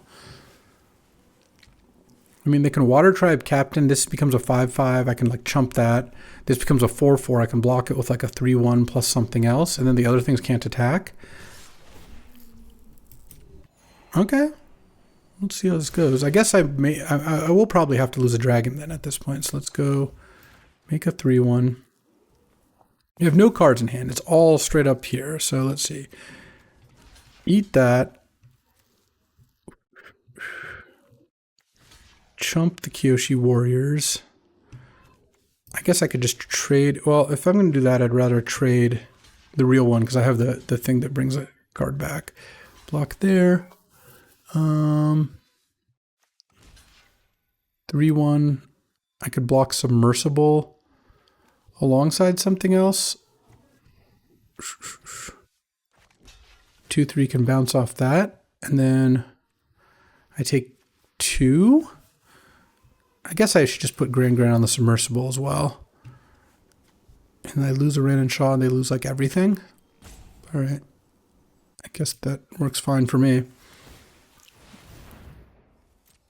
Oh yeah, I should waterbend in here and draw cards. Doesn't matter how as long as I tap Grand, it doesn't really matter how I pay. Oh, there's the True Ancestry. All right, I have 12 cards left. Yeah, we're doing fine here. I go to 4, and then their whole board. I mean, they're just gonna concede when I do this, I assume. And the token's still not legendary, so I can still make another one. Land. Waterbending Scroll for no real reason. And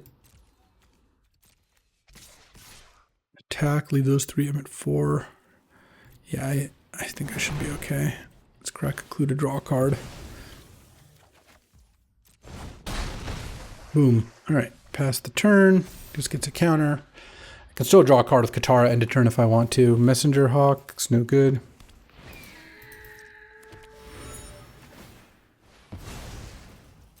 Crack that, and I'm just dead to my dragons, I assume. All right. Well, that worked out nicely. And knowing they had Yip Yip certainly made it so blocks worked out pretty well for me. So, all right, we're climbing back into it. All right. Whoa, my opponent, Hungry Like Me. I like it. Good name. Very solid hand here. Turn 2 Herbalist. Then I can play Scroll plus Knowledge Seeker. That's a combination. Or, most likely, Knowledge Seeker, then cast Abandon Attachments. I could even do it without playing a land first, because this taps for 2 mana. And then if I draw my 1-tap land to play that, they mulliganed. I am on the draw. This hand's good. I would take this hand every single time if you were like, hey, you could lock in a starting hand. I think this is a totally reasonable starting hand to lock in. An island isn't even that bad because I got this water-bending scroll. Oh, well, this game's not going to last very long. They mulliganed and kept a 1-lander, which, I totally get. I've done the same, but it ain't going to work out.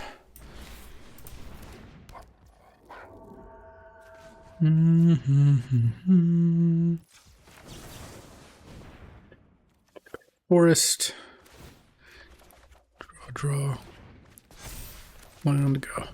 Maybe a little greedy to discard a forest, but I figured what's the worst that could happen? They don't even have a second land in play. All right, 5 and 2.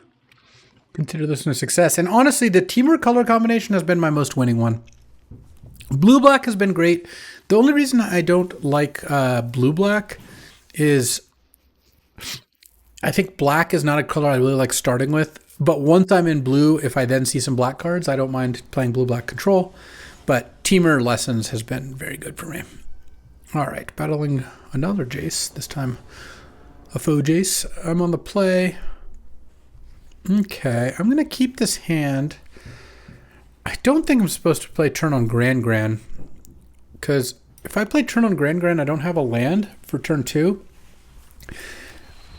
I could play turn on Gran and hope to draw an untapped land, but oh, well, this is going to work out even way better. Herbalist can just cast Aang's Journey next turn for just by itself, which is pretty sick.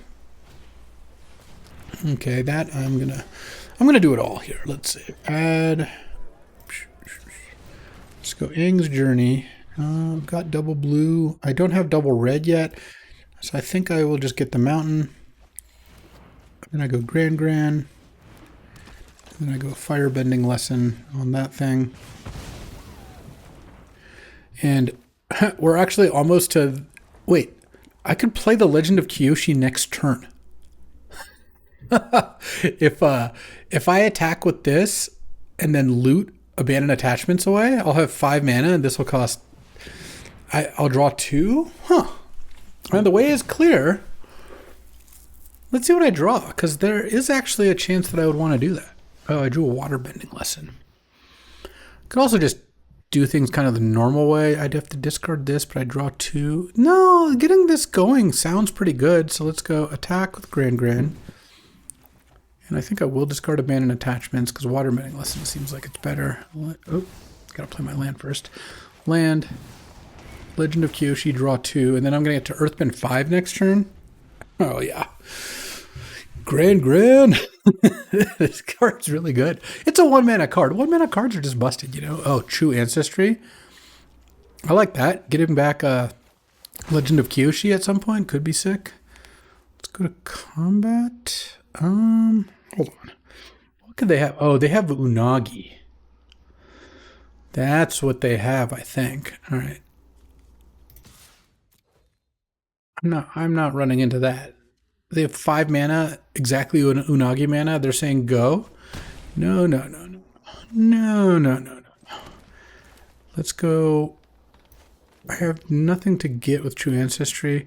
This is actually pretty injurious to my turn. But I don't want them drawing 2 cards.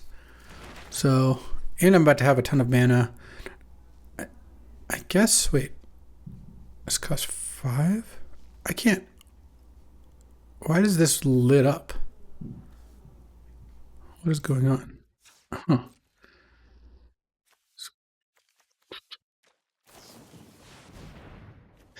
Yesy. All right, pass the turn. Tap. I don't understand why this thinks it can light up. That is really weird to me. Yeah, this doesn't make it cheap or anything. All right, well, they did kind of make me skip my turn, but then Avatar Kyoshi is also really strong. So I feel like I will get some value there. The Unagi is annoying, but I can very slowly get rid of it. I can play the Watery Grasp, pay the Water Bending, and then next turn Water Bending again to shuffle it back. And I think I am going to end up doing that. All right. Destroy my avatar. Well, I've got True Ancestry, so that's not too bad. And they should attack if they're not going to block here. But who knows? Yeah.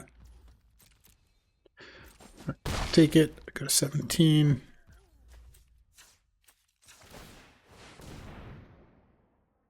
Am I losing it?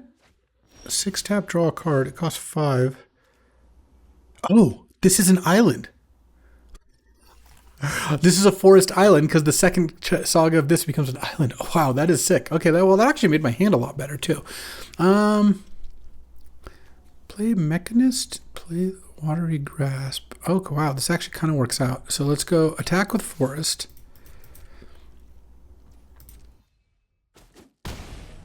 Let's go the Mechanist.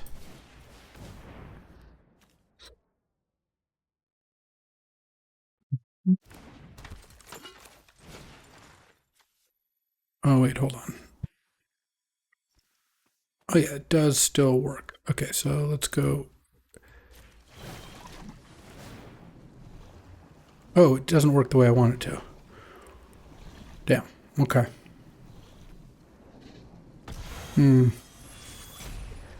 I thought I was going to get my clue first, but I actually know how this all works, and I still managed to mess it up.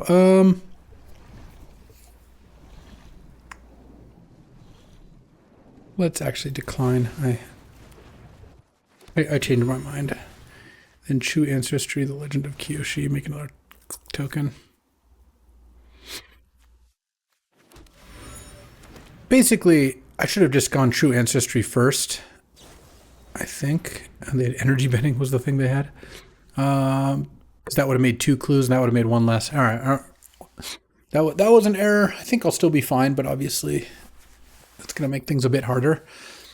I mean, the Mechanist is also like extremely hard to beat if they don't have a way to do it. But yes, I'm supposed to cast True Ancestry first for 1 mana, makes 2 clues because it makes 1 off Mechanist, 1 off itself, then cast the Watery Grasp and pay for the thing.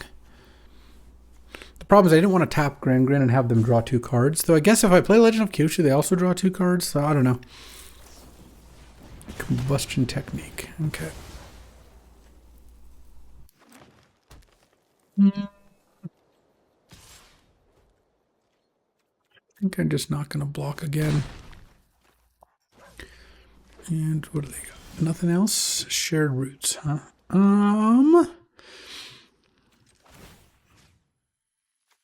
I could Mechanist here. I think I might.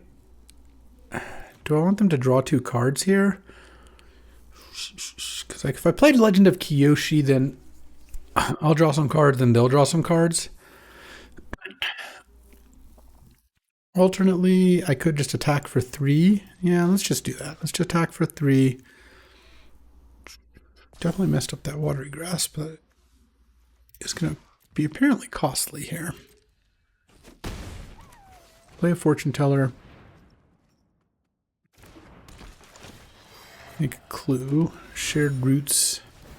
Make a clue. And get an island. Just might as well make this waterbending scroll cheaper. Pass the turn. Milled that. All right. Okay, they'll discard their last card here. Draw 2. They're just out of cards, so I don't really want to give them 2 cards, even if it's kind of keeping me from playing my stuff. I do get to draw an extra card on their turn. So I can only draw 1, though. So I got to watch out for that. Here, I think I will block.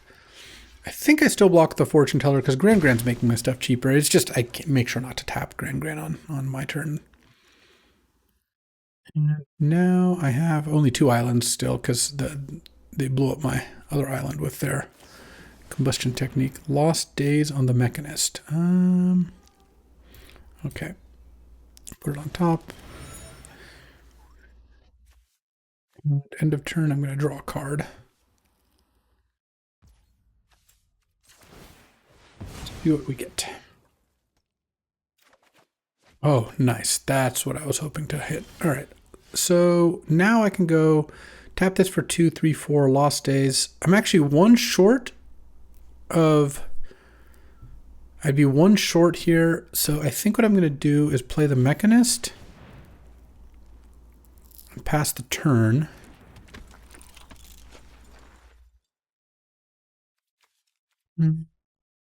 Yeah. I'm going to cast Lost Days on their turn.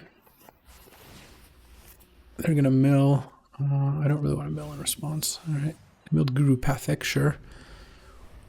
I'm going to crack a clue. Okay. I wanted the clue to get cracked first, though I guess it actually kind of doesn't matter because this thing will come back because of Sparring Dummy either way pretty quickly.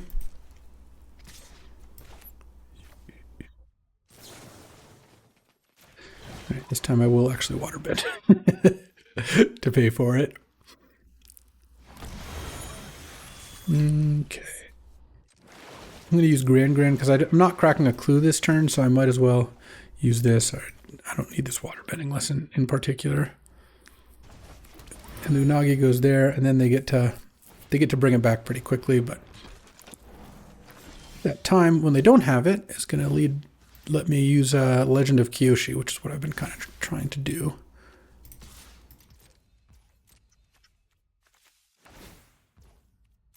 Okay, then we're going to mill. They're gaining 2 life. Good for them. Let's go Legend of Kyoshi, make another clue, draw 3. And play a land. And now I have 3 islands out for this waterbending scroll if I want. I could use Iroh's Demonstration to kill the Sparring Dummy. All right. Guess they're off it. All right. I think I did a really good job of sussing out that they had the Unagi on turn 4 there when they went turn 3 ramp, turn 4 land go, and I just Grand. And it's like, if I attack with Grand there, they play Unagi, draw 2 cards in response to the trigger, or after the trigger, and then block Grand. It's just disaster. So that I think I did well. The waterbending, the watery grasp turn, not good. But we won the game. We're 6-2, going for the trophy here, and let's see how this goes. All right, battling some Lord of the Rings elf or something? I don't know. Well, the Mechanist has just been incredible. I mean, Mechanist and Ran and Shaw, I have some pretty good rares. Legend of Kyoshi has some good ones. I didn't even open the Ran and Shaw. I did open a Ran and Shaw, but it wasn't that one, which is a really funny place to land. Well, that's a good card. Am I going to go for my patented Grand attack here? I think I am. Oh, never mind.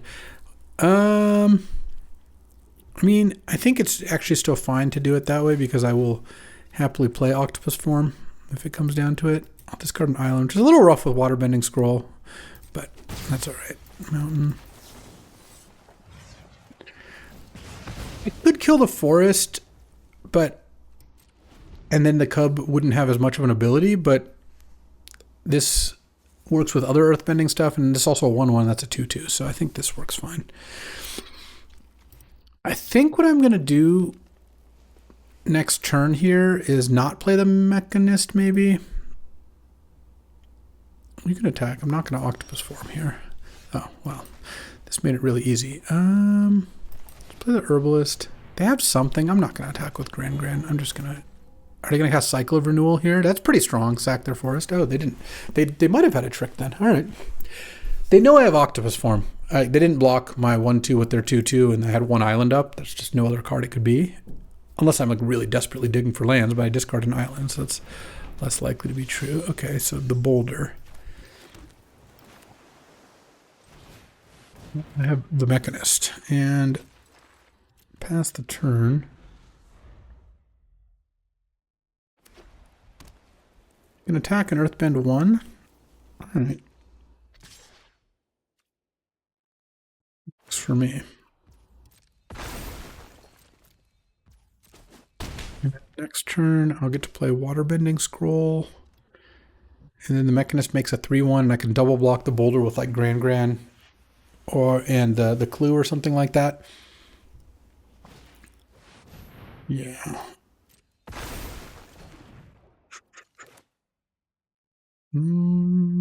Octopus Formation. I mean, they did make a 4/4, which is good. Let's go land. Waterbending Scroll. Make another Clue. And pass the turn. All right, so they get to now Earthbend for 2. Yeah, the boulder's getting me pretty good here. I need to find Lost Days.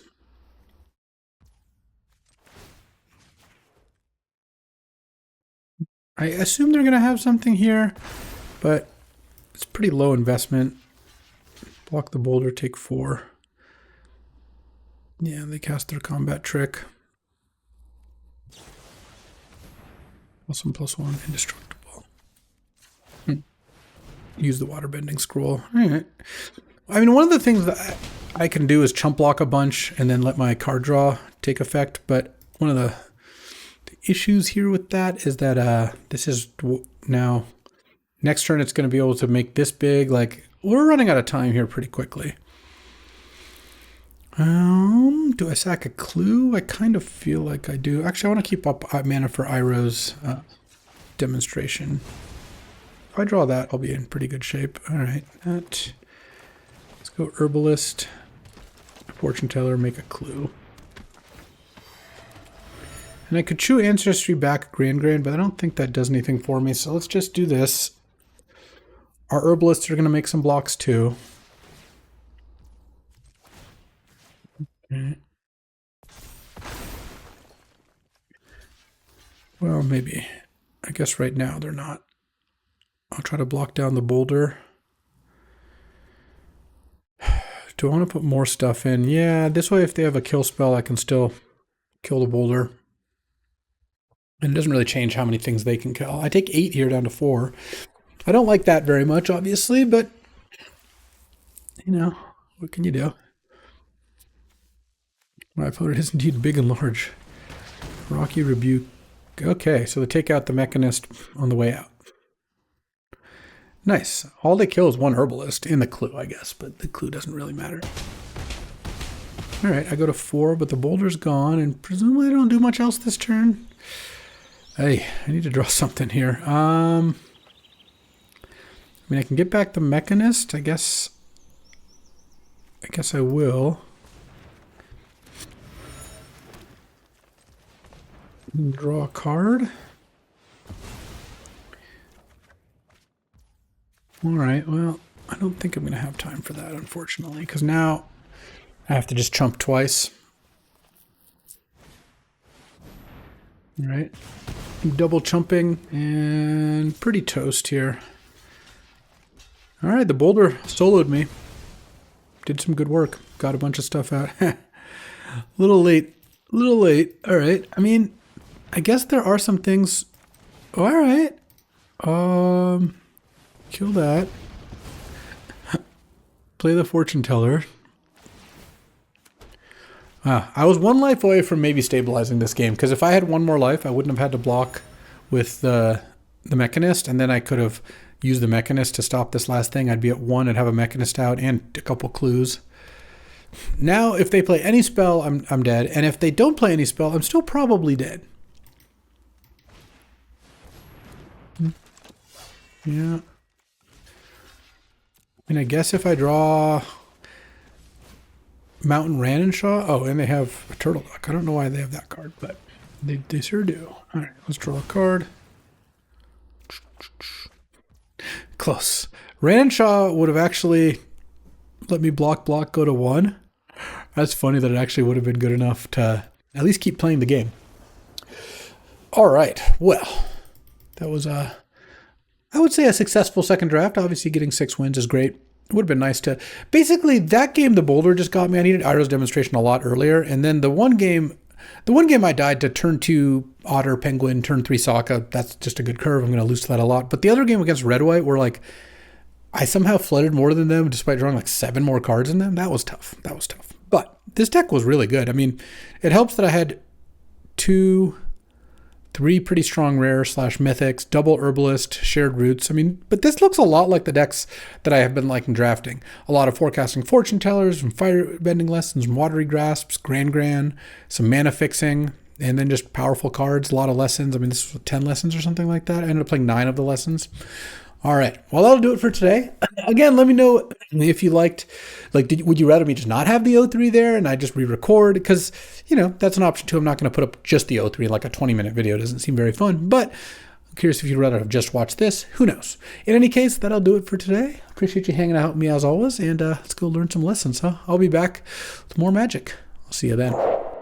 Thanks for watching. If you enjoyed this video, make sure to hit that like and subscribe button. It helps out the channel, and you won't miss a single draft.